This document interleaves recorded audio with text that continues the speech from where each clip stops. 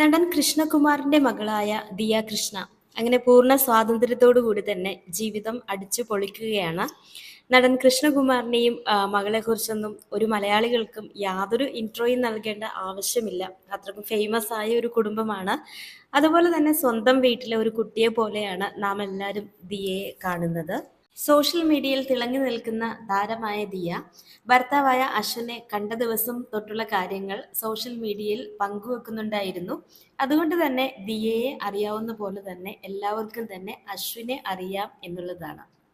ഏറെ നാളത്തെ സ്നേഹബന്ധത്തിന് ശേഷമാണ് ദിയ അശ്വിനെ വിവാഹം ചെയ്യുന്നത്.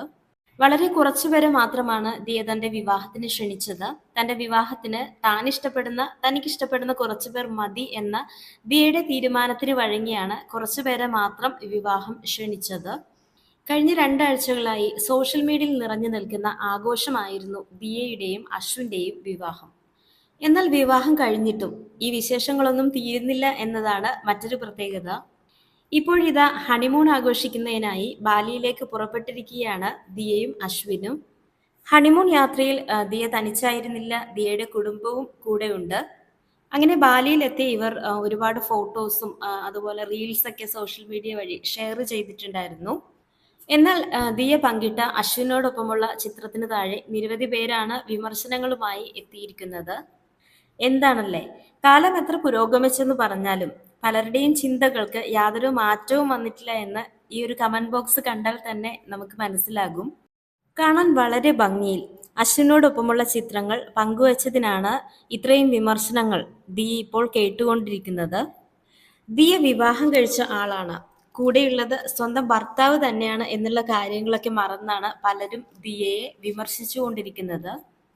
പല മനുഷ്യരുടെയും ഒരുതരം കപട സദാചാര ബോധം തന്നെയാണ് ഇത്തരം നെഗറ്റീവ് കമന്റ്സിന് പിന്നിലെന്ന് നിസ്സംശയം തന്നെ നമുക്ക് പറയാനാകും.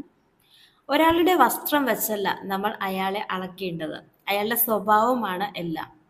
പക്ഷെ ഇതെല്ലാം മറന്നാണ് പല ആളുകളും ദിയയെ ഇപ്പോൾ ഇത്രയും വിമർശിച്ചു കൊണ്ടിരിക്കുന്നത്.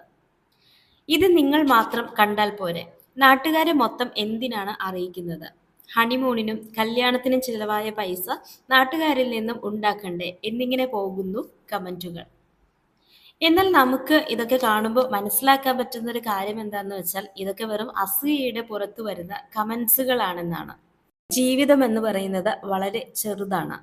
ആ കൊച്ചു ജീവിതത്തിനുള്ളിൽ നമുക്ക് എന്തൊക്കെ കാണാനാകും, എന്തൊക്കെ ആസ്വദിക്കാനാകും, അതൊക്കെ മാക്സിമം നമ്മൾ എക്സ്പ്ലോർ ചെയ്യണം എന്നുള്ളതാണ്. എല്ലാവർക്കും ഇങ്ങനെയൊക്കെ പോകാൻ പറ്റണമെന്നില്ല. അതുകൊണ്ട് തന്നെ നമ്മളിൽ പലർക്കും ഇതൊക്കെ ഒരു സ്വപ്നം മാത്രമാണ്. അപ്പോൾ അങ്ങനെയൊക്കെ ജീവിതം ആഘോഷിക്കുന്ന ആളുകളെ നോക്കി അസൂയപ്പെടാതെ നമുക്കും ഇതുപോലെ ലൈഫ് ഹാപ്പിയാക്കാൻ എന്തെല്ലാം കാര്യങ്ങൾ ചെയ്യാൻ കഴിയും എന്നല്ലേ നമ്മളും ചിന്തിക്കേണ്ടത്. എൻഡ് ഓഫ് ദി ഡേ ഇതൊക്കെ ഒരുതരം ഹാപ്പിനെസ് ആണ്.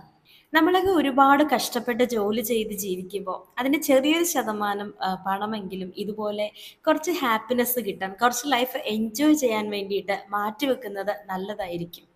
ഇതുപോലുള്ള യാത്രകൾ ലൈഫിൽ നമുക്കൊരു റിഫ്രഷ്മെൻ്റ് ആണ്. ഇങ്ങനെയുള്ള യാത്രകൾ എല്ലാവർക്കും ചെയ്യാൻ കഴിയട്ടെ എന്ന് ആശംസിക്കുന്നു.